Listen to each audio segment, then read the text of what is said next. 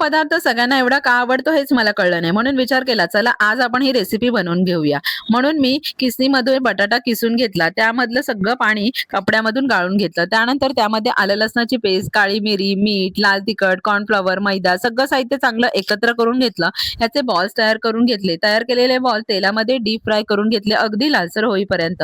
मग मी दही घेतली. दह्यामध्ये मीठ, लाल तिखट, काळी मिरी, कॉर्नफ्लॉवर आणि हळद ऍड करून याची पेस्ट अशा प्रकारे तयार करून घेतली. पुन्हा एकदा कढईत तेल टाकले. त्यामध्ये बारीक चिरलेला लसूण, त्याचबरोबर लाल मिरची, हिरवी मिरची ऍड केली. लसूण लालसर होईपर्यंत परतून घेतला. मग मी त्यामध्ये तयार केलेली दह्याची पेस्ट ऍड केली.